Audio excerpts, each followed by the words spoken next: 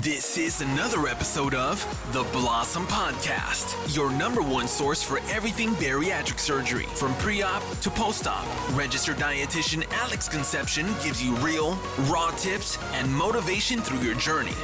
This is the Blossom Podcast. All right, guys, welcome back to the Blossom Podcast. We have a very, very special episode today. First time ever we are doing this video, so you can check it out on YouTube as well. And we have a couple guests. First things first, introducing, once again, the better voice of the Blossom Podcast, Catherine Kyle. What's up? Yay, here we are again. Happy to be here today. It's been a while. It has been a while. So we do have two guests today. Would you like to introduce them? I would. My pleasure. Okay, so to my right, I have Vanessa. Hello. She is one of our trusted advisors and amazing post-op patient. Can't wait to talk to her a little bit. And then we have Nick, who has done, 14 different roles here at Blossom. No, what's up, guys? Like 5. But Nick is also a past patient. He is currently our client care supervisor. Check back in about a year. We'll see what his position is then. Nick is actually my direct supervisor Mine right as well. now, so my boss. Loving that. Yes, but well, actually, both of them have had the surgery, and that's what you guys want to know is their experience and the people that talk to you. Of course, you want to know that we know what we're talking about, and what better than having the staff actually gone through the process first.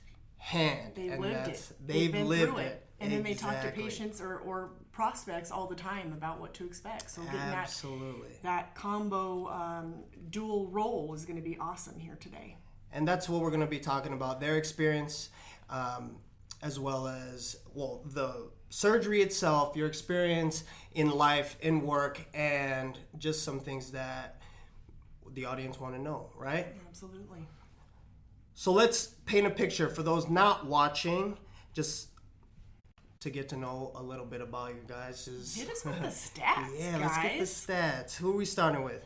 Vanessa, let's hear it. Including your height for the people that can't see you. Absolutely. So, my height is 5'10". My highest weight was 325. My starting weight was 301. My current weight is 229, and my goal weight is 180, 200. So I've lost 96 pounds in 5 months. Surgery was 5 months ago.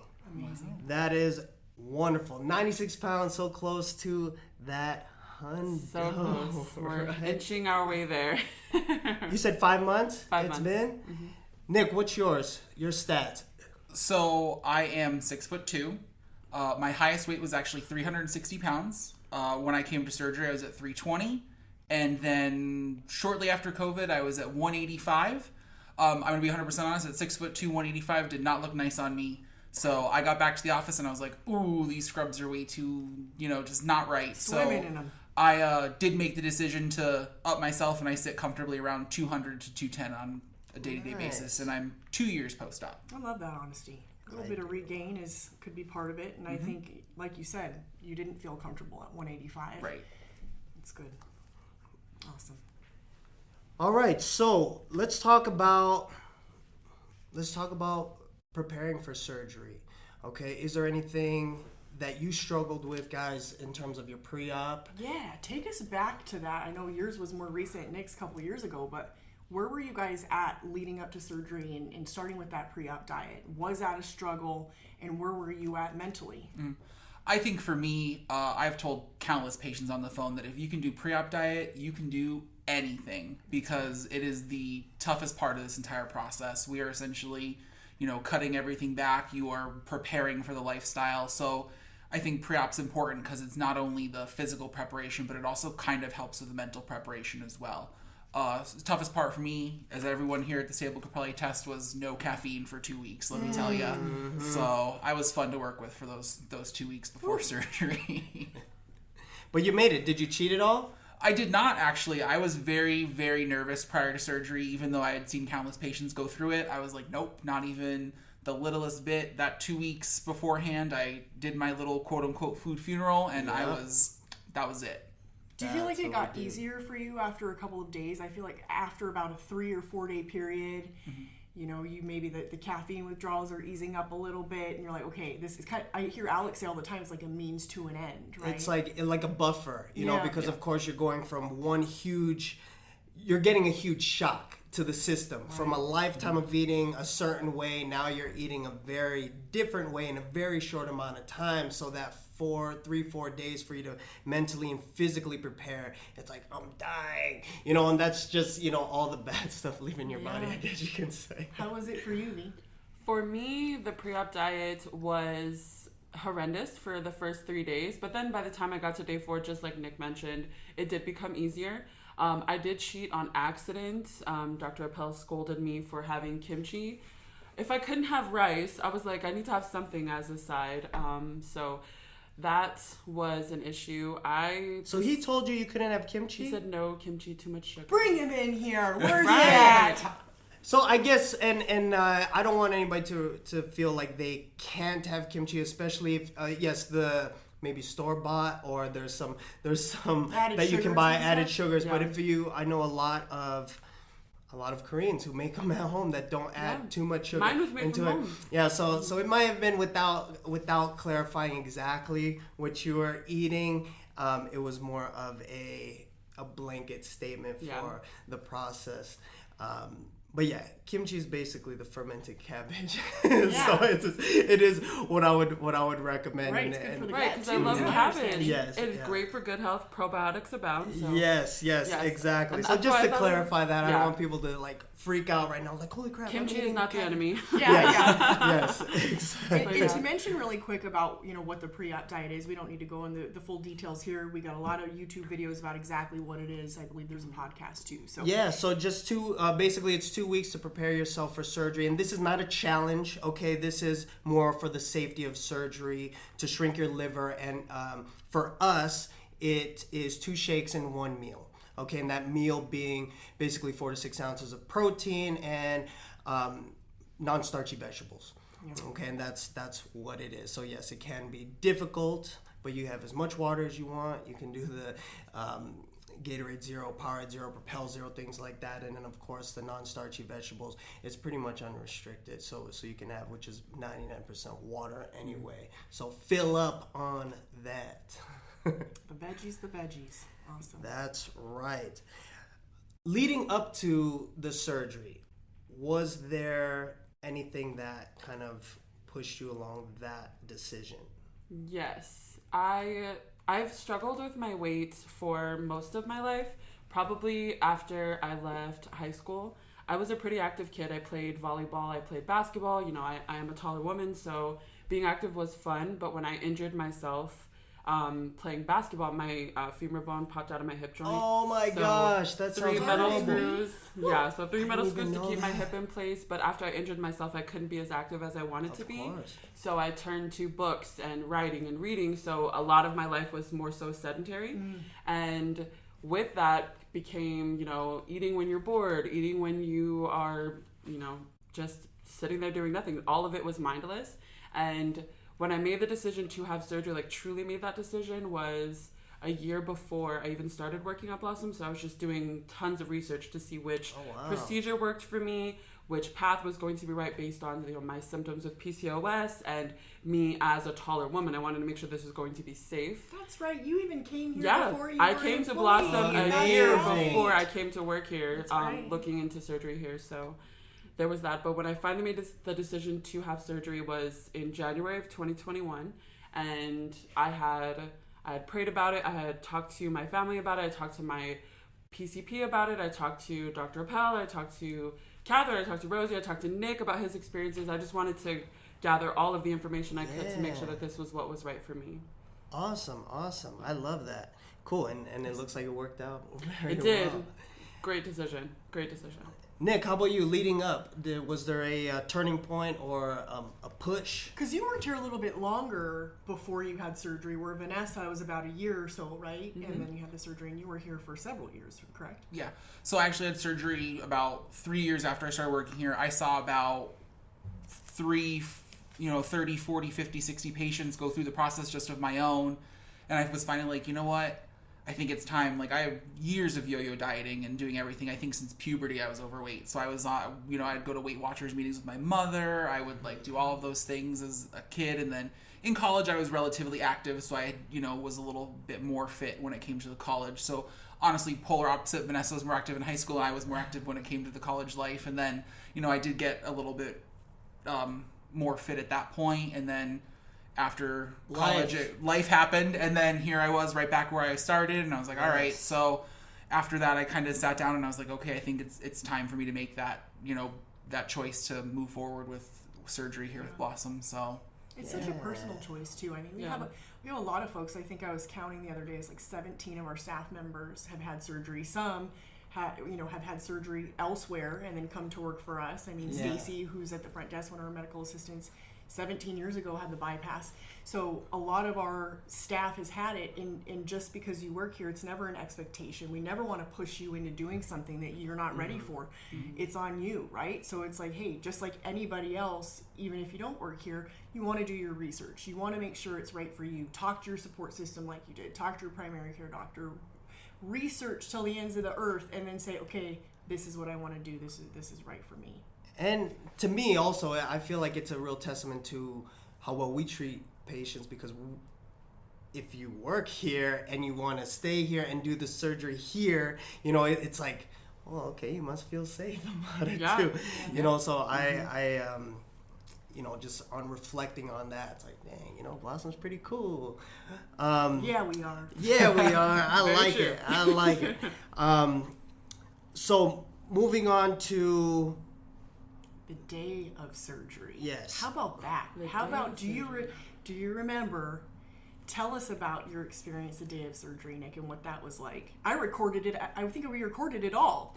Did we? I think we did. We even have a picture of your stomach. That's right. I have a picture of my stomach. Documented your whole day. Oh my gosh, that's amazing. So I do have a photo of my stomach. I think I was one of the first people to be like, I need a picture of it, please and thank you.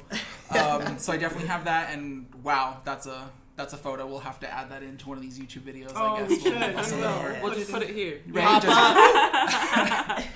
I think for me, I remember almost every moment, and as weird as that is, like I remember getting pre-op. I remember crying like a baby when they put in my IV, because I'm the biggest child ever. You can ask any person at Warm Springs if you come through here. If Nick was the biggest baby ever, it's 100% accurate. I remember being wheeled back to the OR at 10:48 a.m. and waking up at 11:46 a.m. Wow. Like, I remember everything from that day. So, I mean, it was kind of like a new start. So you kind of remember all that stuff when you go through it. I don't think I was as nervous, again, having been here for 3 years prior, knowing everyone at the surgical center, knowing who was doing everything with me. It kind of a little different level of comfort. A little different level of comfort, for sure, from that aspect.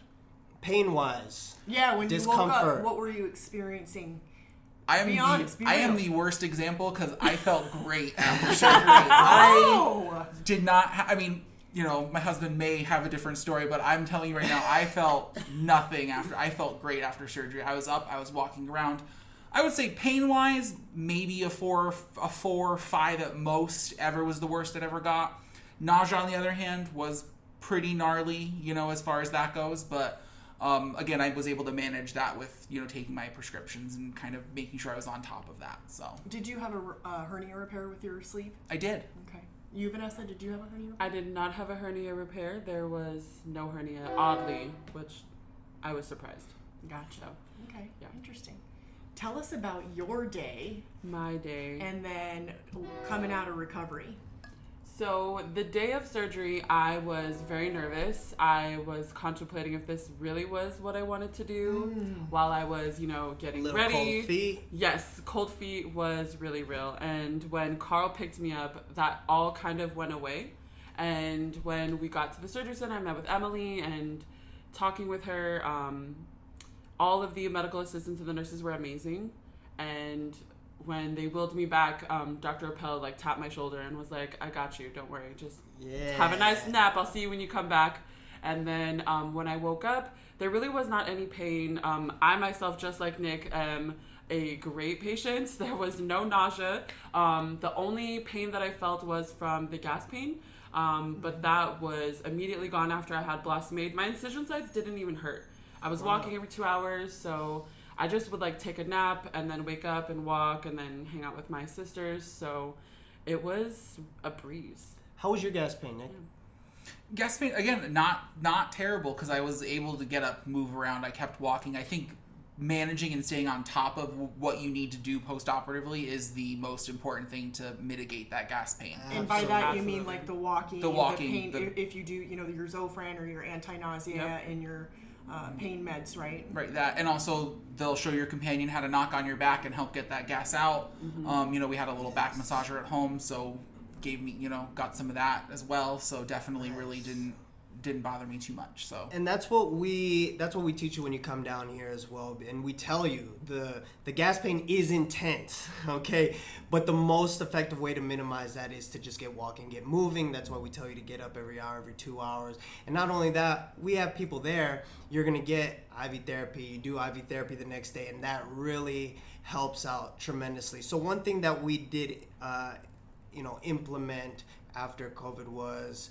IV at the hotel. Yeah. Right? So you guys didn't experience that. I did. You did, I did. Nick, I you did did not. not. So let's talk about that. How did you feel after IV, and how did you feel, and let's just compare. So for me, I was able, I kind of sat down. I was taking sips of water the night before. So I was making sure I stayed hydrated the night of surgery, right? I was making sure that I was okay. Again, moving around, doing everything like that. I think right before IV therapy, I was kind of like driving over here, and I was like, I don't know, do I feel okay? What's exactly going on? I think the drive here was probably the worst part of the entire thing. Like from my house to get to Blossom was probably like the time where I felt the most uncomfortable. And then after IV therapy here at the office, I was kind of like, let's go. I actually went to Target. Amazing. So There you go. I know people love that are it. like, yeah, we walked around the Hoover Dam and on the strip. I was Yeah. like, you do that. Yeah, I'm so proud of you. Yeah, it is. And of course, that walking itself, again, it just adds to that therapy, and it makes that healing process so much more efficient. Yeah. Yes. How And was having your IV therapy at the hotel? It felt amazing. Like the only discomfort that I had was from the gas pain leaving the body from the anesthesia. But after Val came and she administered the IV hydration, I felt like $1,000,000. I was even like laughing with my family. I like went all the way downstairs to like walk around the gym and then come back up. So it definitely made a whole difference. I was slowly sipping water, and Gatorade Zero was my best friend right after surgery. But that Blossomade definitely made all the difference for sure. Nice. And to be real, like everybody's different. Everybody's, like Nick said, everybody's pain tolerance is different. Yes. And if you're not having the exact experience, if you're listening to this and you're not having that experience, we're like, oh my gosh, I walked around Target, or I felt amazing. That's okay, and that's what's so important. I know Alex tells people this all the time. It's try not to fall into that comparison trap, because then you're like, well, I remember Nick said he felt great, and if I'm not feeling that, something is definitely the matter. But I also do want to mention, the moment you leave that surgery center up until, you're at the hotel and you're with that Blossomade, or even the next day you're at IV therapy, or you're returning home, keep your doctor's phone number close. We give you guys the surgeon line specifically for any concerns, and please don't feel scared to use that. You have to call them directly with any concerns. 14 days post-op. And thereafter, we're definitely there for everybody. Yeah, we're checking up on you too. We want to make sure that you are leaving confident and healthy, and you're ready to On the road to recovery. On the road to recovery, of course. One of the issues, that people have, and I'd like to address, is your experience with the water intake. Okay, so for the first 2 weeks post-op, we all recommend hydration number 1 and protein number 2. Hydration being the priority. We're shooting for 64 ounces of fluid, but I do tell patients that we do have some that are hitting 100 ounces at 2 weeks, but also some that are still at 20 ounces at 2 months. But those who struggle the most are typically those who are very poor water drinkers before surgery. So you have to turn into a good water drinker. Yes. Now, in your guys' case, how was that? Where were you at 2 weeks, and during that 2 weeks, how was the progression in water?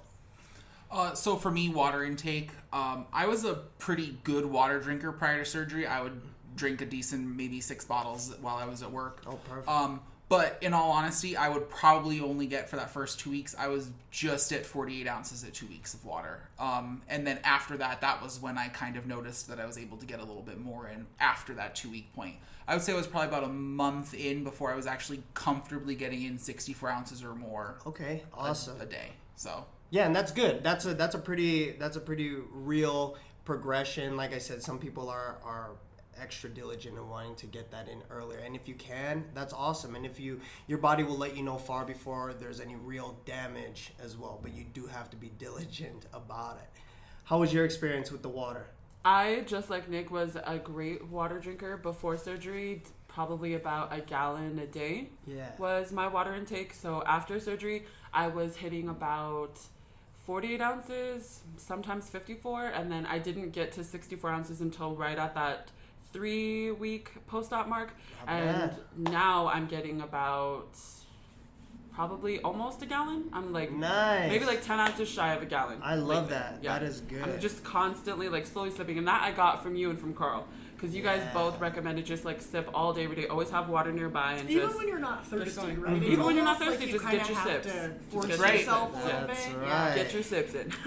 And I recommend I use this example that 6 ounces an hour is not a requirement. It's an average. You can drink less, you can drink more, but by that perspective, you can get half a gallon in half a day. Mm-hmm. The issue is not drinking all day. You're about to go to bed. You're not catching up, okay? Because you cannot chug. You won't be able to chug. So 6 ounces an hour is not very much, but again, being diligent, you will get half a gallon in half a day. So be diligent, guys, and practice that beforehand if you are still considering, or if you're struggling afterwards. Let me clarify something too. So you say water, but does that include water alternatives? Yes. Or okay, because I feel like some people are like, I can't just do plain water. I prefer it, with a little bit of lemon or whatever. That's perfectly fine. Does it also include things like Gatorade Zero, Powerade Zero, Propel Zero? You can even use Crystal Light. Just be aware of the caffeine, okay? Sure. Especially in the beginning. Number one reason for readmission to hospital is dehydration. Caffeine is a diuretic, okay? So it increases the risk. Now, what we say, of course, if you do go somewhere else, talk to your doctor. But we say once you're hitting 64 ounces of fluid, I'm okay with you adding caffeine back in. For some, it's 1 week. For some, it's 2 months. Just know the risk. Right. Okay, you don't want to go to the hospital for a cup of coffee. All right. And my protein drinks are also included in that. So if I'm either ready to drink Premier or ready to drink Ensure, or even if you add water to powder, you can count that water that you use towards your hydration as well. Beautiful. Cool. Next questions. I want to know, for you guys, do you both have a support system, and who is that? Did you tell everybody about your surgery? Or not? There's a lot of people that want to keep it private, which, please, that is your MO, totally understandable. Nick, who was your support system? My support system is my husband. He literally, I came home and I was like, I'm having surgery, and he was like, all right, what day do I need to take off work? That was it. No questions, Nick's husband's name is Nick. Yes, my husband's name is also Nick. But yeah, so literally, he set alarms every hour after surgery, literally making sure I was up, doing everything I needed to do. Continues to be my support system for everything. So, I think having that person with you to be your support system is definitely something you need. I'm at that weird point where if someone asks me if I had surgery, I will gladly tell you every single experience I have, but I don't necessarily openly tell every single person I encounter that, why didn't you finish your plate? I'm just not hungry. I don't necessarily feel like I need to explain myself to every single person. I think that some people feel like they have to. Sure. And I think that's something that we kind of have to learn. I think you kind of mentioned, do you tell everyone? I didn't finish my plate, and somebody's like, they were upset with me, and I was like, all right, listen. I was like, let's sit down and have an actual conversation. Yeah, that's happened. And I'm like, okay, this is why I did not. Kind of explaining that. So, but it is one of those things where if you have someone who can support you and help you through those things, that's kind of the saving grace. So. Was it almost like a fence that they made the food, and it's like Was Like, it you not didn't like delicious? what No, I served was at a you. restaurant of all things. Oh, Like wow. I went out to eat. I'm like, I'm sorry, I didn't. Now I don't even care if I don't finish my Yeah. plate. Like the waitress was literally mad at me. I was Yeah. like, okay. Wow. They took it personally. They took it personally. I was Nick like, says he good to doesn't go. tell everybody in the world, but I do because I put Nick on all of our social media. Right now, he's on our Facebook cover photo. He's on the Yeah. website, so it's like fine. I'll shout it off on the rooftops for you, Nick. That's a-okay with me. I have a before and after with me and Nick also. Yes. Ooh, we'll post And it on yes, the video. I love that picture because we were at Eagle Point, Utah, Yeah. from pre-hop, and then Yeah. when we went again after he was down 100 pounds. So Yeah. I gotta share that picture with you guys. It is awesome. Amazing. How about you, Vanessa? Tell us about your support system. My support system is my immediate family. I have 2 sisters and 4 brothers that are amazing. My mom, she is my number one supporter. But I think the one that I lean the most on is my sister Kea. She and I are always together. We work out together, and Is she older or younger? she's younger. She's 2 years younger than I am. And growing up, she was always my best friend. You know, we roll dogs. So when I wanted to have surgery, I did have a deep conversation with her. She just wanted to make sure that I was going to be safe. She was like, what is the mortality rates, the complications? What do we need to be aware of? How are we going to prepare? So she definitely has been with me every step of the journey.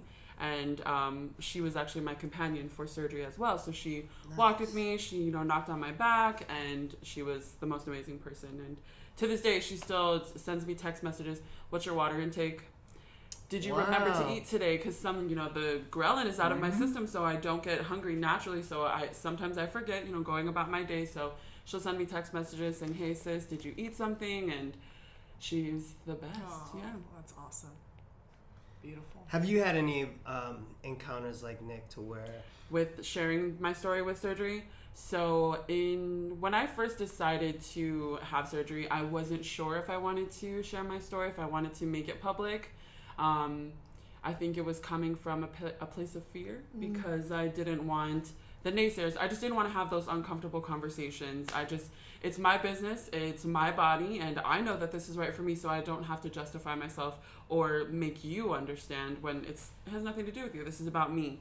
And then I was talking to actually one of our other fellow Blossom employees, Lori, who is one of my best friends, and she said, your story and your perception in this journey is very unique, and you could help other people. And not only could you educate them, but you could help somebody who is leaning towards it, and it could literally change the trajectory of their lives, and that is powerful. So Yeah, wow. when she said that, I was like, you know what, that makes sense. So I decided to post about it about a week after I had the surgery.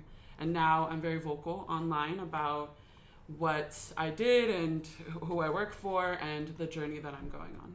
I see your Awesome. comments in those groups, Yes, Vanessa. all the comments. I love it. I love You mentioned that. a couple things about your sister and she being your companion, and I wanted to mention 2 things. She was asking stats about complications and wanted to be right there with you in the research process. You can Yes. find a lot of that information on our website in the FAQs.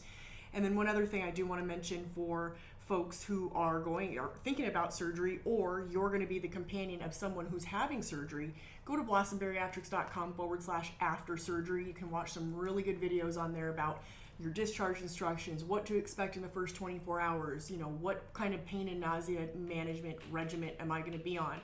So not only if you're the patient, but share it with your companion, that person that's going to be joining you, because it's important that they know what you're going through, what's normal, what's not, what to be on the lookout for. And if you don't have a companion, we have a service that we can offer you. We do offer a little service called Companion Care. You can talk to your coordinator when you do call. Just wanted to mention those 2 things that are helpful for companions. Perfect. We'll add that to the description as well. So Yeah. if you want to check it out. Anything else you want to add about that? No, not for now. I think we'll kind of come back to your guys' more of your experience and some takeaways, but I want to focus now more on your guys' role here at Blossom, if that's Yeah. okay. Yes. So Vanessa, she is usually, you fill something out online, she's going to be one of the 4 amazing ladies that will call you back and walk you through the qualification process. Let's talk a little bit about what the qualification process is, how it's different than your traditional bariatric surgery route, where you go in for a consultation, because you're really qualifying somebody right there in about 15 minutes over the phone. Yes. Tell us about that process. So when you are doing your research and you come across the best website, blossom.com, to fill out your form, your information is sent to me and I gather everything that you provided me with, and we get you on the phone and we qualify you right then and there. We're asking your demographic information. We'll educate you about the insurance process and how uniquely we work with health insurance. We're going to qualify you medically to make sure that outpatient surgery is safe for you. And then we're going to educate you about the specific program that we have to offer to ensure that it's a good fit for both parties. Yeah. Yes, very simple, and it's not a lengthy process. It's a quick phone call, as opposed to waiting weeks to go into an appointment and take time out of your day. Yeah. You can do it from the comfort of your own home. You can even do it right there on our website too if you Yes. prefer to be emailed the qualifying questions and see if you qualify. Nick, tell us about the actual process. Okay, so now I'm booked. It sounds great. I qualify. I pick my surgery date, or what happens at that moment, and then all the way through the visit here and then back home. Sure. So, I mean, essentially, after you speak with a trusted advisor like Vanessa, you're going to be assigned a client care coordinator. We have about 8 client care coordinators that are on the phones helping everybody out. So they're going to go ahead. They're going to walk you through that whole process. They're going to be your best friend through that whole time. They're going to send you all of your paperwork. They're going to make sure that you have all of your dates in line. They're going to make sure that you have everything kind of squared away for yourself prior to your arrival. You're going to get access to our Blossom dashboard, which is a huge amount of knowledge there for you. So that's going to be a lot of videos, a lot of information on that for you. So you can go ahead and check that out. That's probably one of the best aspects that we've recently added into our process for you guys to look at. And it kind of gives you, what do I still have to do? About a month before surgery, you're going to get a call from one of our medical assistants. The medical assistant's going to go over all your medical history with you. They're going to make sure that you're okay and they don't have any extra questions for you prior to your arrival. You're going to sign now is going to be your best friend, because that's our electronic platform where you sign all your paperwork. So after everything is all set up in our system, you're going to get picked up from the airport from one of our third-party partners. That's Captain, right? Yep. There we go. That's good. They're going to pick you up. They're going to take you to one of our partner hotels, and the next day you're going to be picked up by one of our 6 drivers that we have that picks you up from the hotel to come and meet with Blossom. Your initial consult is going to be pretty extensive. You're going to meet with a coordinator who's going to go over all of your appointment times. They're going to make sure you don't have any concerns for the week that you're here. You're going to meet with one of our medical assistants who's going to do your lab work. You're going to meet with Alex, your nutritionist, when you're here. There you go. And then you're going to go do a stress echo, and you're going to meet with the surgeon. So your first day is jam-packed full of stuff. You're here for about 3-4 hours. So that's kind of that day one. Would you like me to go into day 2 now? Let's do it. Yeah, all right. So day 2 is EGD day. So that's when you go to our surgical center. You're going to get all your pre-op stuff done. They're going to place your long-term IV. It's not as bad as I made it seem when I talked about it earlier. Like I said, Nick passed out watching somebody get it done. I was like, Nick, come on. It is so not that bad. It's not. I think watching it is much different than having it done, first You of get all. numbed up in that area and everything. Yes, Our nurses are amazing. So Our nurses are absolutely wonderful. 100%. I had one on one arm putting it in and the other pinching my other arm, so I wasn't even paying attention. Awesome. Because, I mean, that's me. You'll go back for your EGD. You are asleep for your EGD, so don't worry about that. A lot of people, that's actually probably the number one question we get about the EGD. Am I awake? No. What is the EGD, by the way, for Sure. those who don't know? EGD is esophageogastroduodenoscopy. EGD for short, obviously. Yes. So that's a Obviously. camera where we go down the throat. We take some pictures of your esophagus, your stomach, and your small intestine. As you tell everybody on the phone, it's essentially us just making sure the doctor's prepared for surgery the next day. We check for herniations, gastritis, anything like that, so we have the proper tools for surgery day. Nice. lovely. You're a little under anesthesia for till about noon, 1 o'clock in the afternoon, and then usually you feel okay. Day 3 is your surgery day, so that's when you go to the surgical center. You get picked up again. This is the day you've been waiting for, right? You scheduled everything. You're like, let's go. You're gonna get to the surgical center again. Similar process to EGD day. Pre-op, talk to the nurses, make sure you don't have any questions. You go back into this OR. Like I said, I think I told you guys, I went out 10:48, 11:46, I was awake. So an hour of entire time of me being in the OR is about average. So after you're up and you're feeling okay, the nurses are going to pound on your back, which your companions will pale in comparison, let me tell you, because it is much better from the nurses there. They'll make sure you're feeling all right, help you get a lot of that gas pain out, and you go back to our hotel.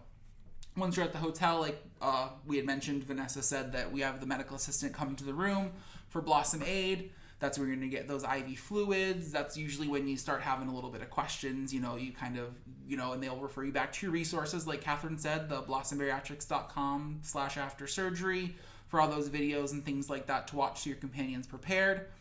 And then you're up and walking around. Honestly, every hour on the hour, you get up, you walk around, you do your laps around the hotel room, you wave at the people that were at the surgery center with you that day. I love that they all know each other. They see each other in the halls. It's like this camaraderie amongst them. It's so cool. You're all in your matching outfits. Yes. So, that's kind of how you know where your peeps are at. Yeah. And then day 4 is your IV therapy appointment. So pretty similar to Blossom Aid, except you come to our facility for that procedure to be done. So we go ahead, we get those IV fluids, we'll check on your incisions, make sure you're feeling okay. And then once you're done with your IV fluids, we'll go ahead and we'll remove that long-term IV from your arm, and you are good to go. Nice. And you can go home the next day, right? We require you to stay one more night, and then you go home on day 5. That's generally how it works, right? That is correct, yes. We do want you to stay here day of IV therapy. We want to make sure that you're still doing okay. Obviously, that way if you have any questions in that first 48 hours after surgery, you are still in Las Vegas with us. So one of the more frequent questions that I get is, can I fly back? How's that gas pain? Am I still walking every 2 hours for those next few days? What do you tell them? I mean, I'm going to tell you exactly what I tell everybody else. It's still, yes, you are up every hour. Okay, you were walking around up and down those aisles. If you're like, don't want people to be like, why is this person walking around? Just hop in the bathroom real quick and stand there for 10 seconds, then hop out, walk back to your seat. For those people that have a longer flight, that's definitely very important for you to do. If you have a layover, obviously that's going to be perfect on the way home, because that way you can actually walk around the airport for a little bit too. That does help mitigate that gas pain. We do give you some compression socks that are actually battery operated, so those will continue to squeeze if you do happen to fall asleep on the plane. That's not a problem at all. So yeah, and a lot of people ask that, is it safe to fly after surgery? Can I do this? Can I drive however many hours?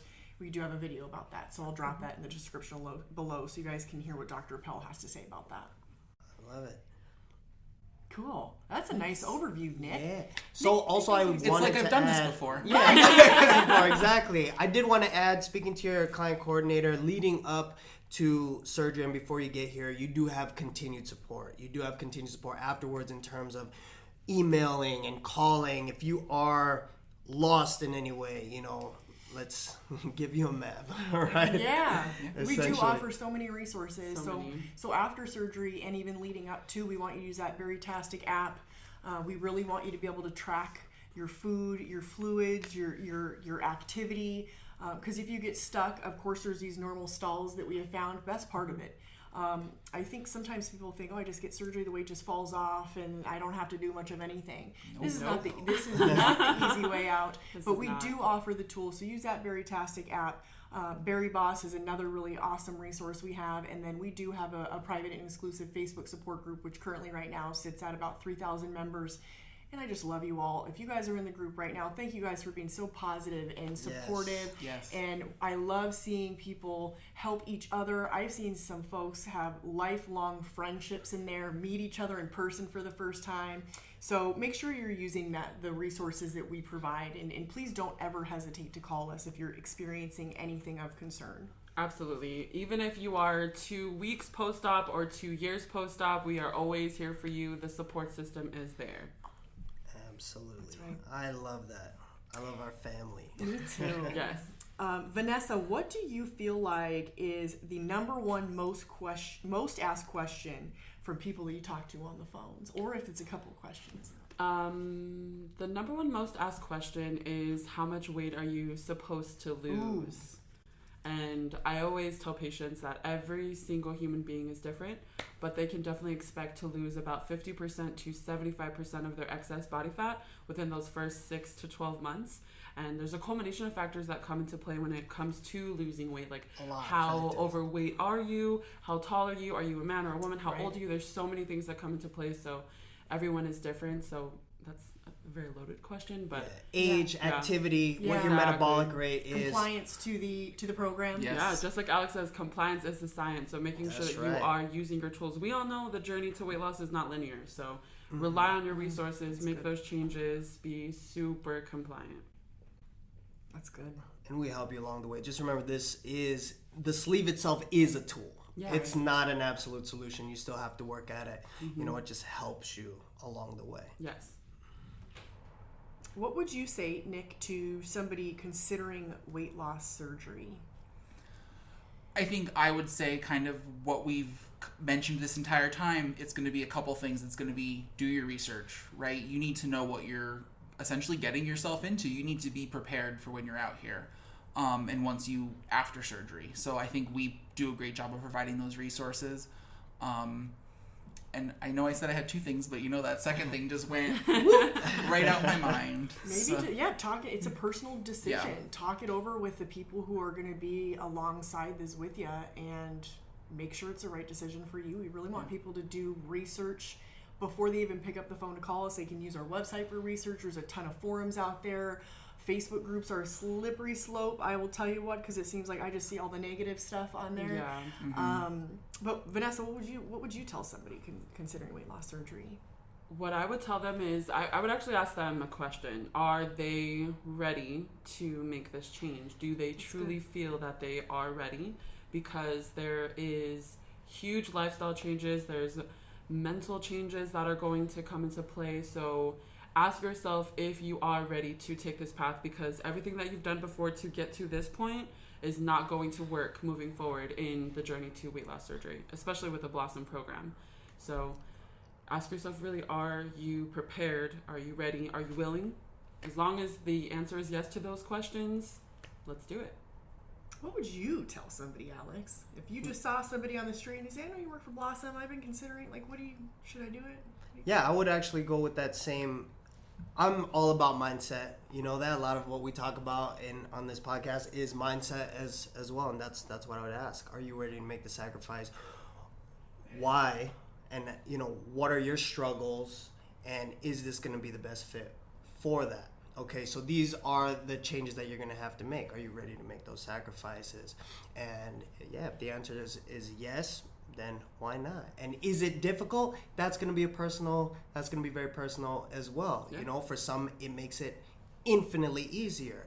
But what is the difficult part? Is it going to be the fact that you have to go and see your, 15 cousins every weekend, and they're going to be having family meals, Vanessa's Hawaiian, right? We got the same someone, and we have all the same thing in the in my family. If you're gonna see any of the family members, it's gonna be all the food. So is that gonna be your struggle, and are you gonna be able to have those conversations or make that sacrifice? And although I haven't had the surgery, I've gone through pretty much all the sacrifice that we suggest as an athlete, as a bodybuilder, and even taking the calories to that extremely lows, I know exactly what it is to have those experiences and the mental struggle, and to go to the bar and have somebody say, why not? Why just not one? What's going on? Just one. It's all good. So like, Vanessa, that is such a small plate. I'm like, oh yeah, remember I had surgery, and they're like, oh yeah, can you have this? And then now they're always checking. So I feel like they're either super focused on everything that you're doing, or like trying to be supportive, and they're like, oh, put the cake away. It's like, that doesn't bother me anymore. It doesn't bother me. Exactly. It's, okay. It's like, this is my lifestyle that I've chosen, that I'm not trying to put on you, and don't feel bad about it either. But also what happens later on is that all those people who gave you crap are saying, damn, I'm sorry I was such an a-hole for doing that, because you look awesome, you look great, and how do you do it? How did you do it? So that's why I say you just have to kind of walk through that. And it for me, my push and my recommendation is always going to be mindset first. Okay, because we're going to face the same struggles physically no matter what. And not only that's going to be harder, because when you restrict yourself, that is when the universe decides to give you the best invitations. Okay, so it's going to be even harder. Powerful. What was and what has been the most challenging part out of this entire process over the past 5 months for you? The most challenging part for me has been the mental aspect and making sure that my mind and my body are aligned. I definitely went through a lot of hormonal changes, losing weight so rapidly in such a short amount of time. And I thought that I was mentally prepared. I thought that I had the fortitude that I was looking for and that I needed to be successful. And I was very, very wrong. And when I finally realized that I needed help, I did seek help from my support system within the Blossom family and within my own family. And I participate in Berry Boss coaching. It has been eons of amazing support with Tabitha Johnson and with everyone here for sure. I now am a lot mentally stronger today than I was 3 months ago. Like, they are two totally different Vanessas, even like 6 months ago when I first started the journey. But the mental aspect has definitely been hard because the hormones are coming back and there are things that you want to do that you can't do. We just had summer whiz by and I've had birthdays that whiz by. Just like Alex mentioned, there is a feast in the Samoan household anytime there's a celebration. Like, hey, the sun is shining. Let's do the pig. Like, oh, I feel like awful lava chicken. Like, let's get some ribs in there too. The potato salad, everything was everywhere. Chicken, Furikake chicken. I even made that post-op and I could not touch it. She made it for us. I made it for the office. And she didn't eat it. I couldn't even taste test the sauce. I was like, Kaya, is that right? She's like, oh, so you need ginger. I'm like, perfect. Let's get that in there. So I making sure that mental for you. It was delicious. As long as you guys enjoyed it, that's fine. So yeah, making sure that you are mentally strong is key. Yeah, that's huge. Mm-hmm. Nick, how about you? What do you feel like has been the most challenging part? And again, you're farther out post-op, and have the challenges changed over time? I think for sure the challenges have changed for me. I think after the first year, that was kind of when I got to that point where I was really low weight. I was at my lowest. I basically lost half my body weight. When you think about it, I was 360, I was 185. I lost half of my body weight. So I think at that point when I was like, okay, I need to start, I need to put a little bit back on. I need to go into maintenance. And I was like, Alex, what do I do? And he's like, well, and you sit down, you have to look at the good carbs, you have to look at everything. So I think for me, after that maintenance point coming in, like not falling back into consistent old habits, like, you'll have your off days, but at the same time, you have to make sure that you're consistent with the program and going, back to basics. Everyone who says they have a stall or they're having a problem, we say, do pre-op diet again, basics. 2 protein shakes and a lean meal, and see how that helps. And that usually always gets you back to where you need to be and helps center you. And you remember, why'd you do this? So you go back and you scroll through your phone and I go back to 2017 and I'm like, all right, this is why I did this. Got it. Yes. Understood. And then kind of just remembering that for yourself and doing that. So I'd say the biggest struggle for me would be maintaining, but also not falling back into those old bad habits. Yeah, so we're talking about 2 years versus, 20, 28 plus years.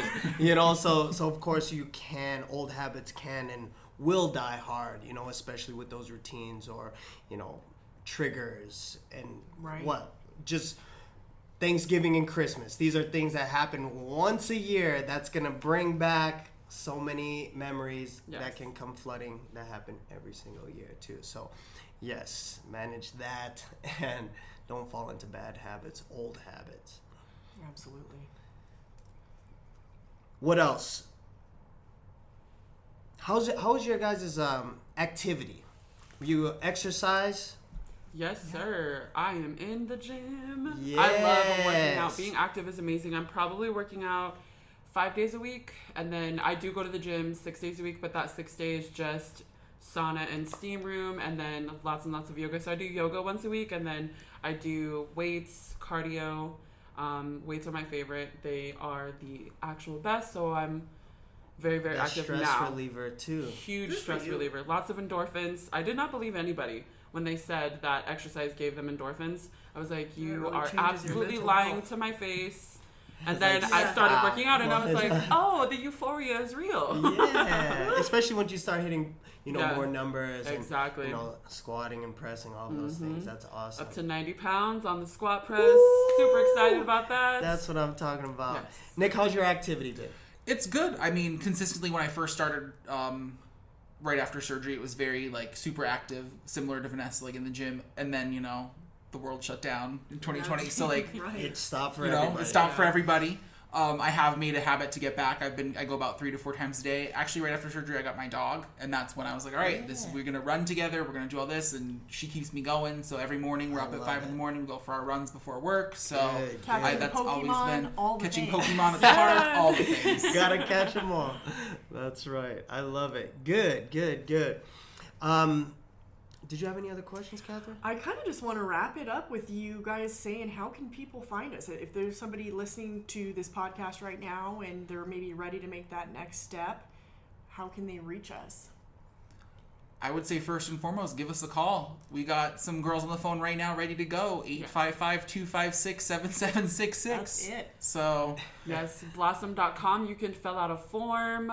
You can send us a direct message on our social media. We have a public Facebook page for prospects, and then we are also on Instagram. So there's lots of avenues for you to reach out to us. Yes. And read those reviews. Look and see what people have experienced, like legitimate reviews. There's so many of them. People have called us like the Disneyland of bariatrics.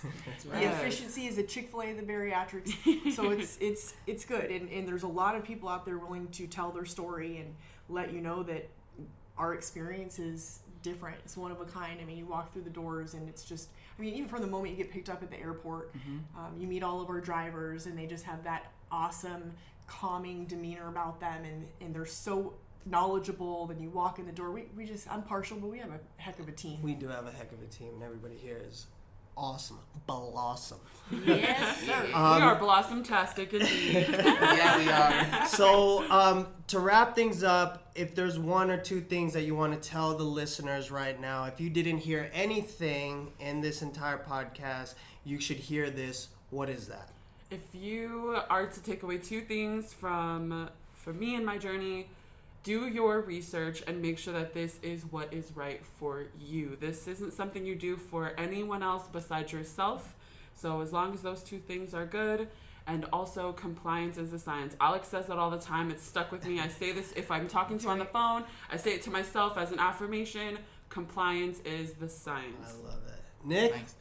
I think I'm going to go back to what we said earlier is, you just listen to us tell you our journey. And I think in remembering that every single person is different, no one experience is the same. So please, you get into those Facebook groups, you see people, what they're losing. Don't compare yourself to everybody else because you're the only you.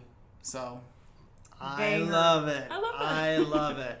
I'm going to put it on a t-shirt. But yeah, so that's it. Anything else? All right, we'll put everything in the description on the links, and of course you can always reach out, give us a call, shoot us an email. It was a pleasure speaking with you guys, seeing you, and of course the video now you can check us out on YouTube. So I will see you guys in the next. Peace. This was another episode of the Blossom Podcast. For more motivation and future episodes with Alex, make sure to subscribe so you don't miss out on any life-changing moments.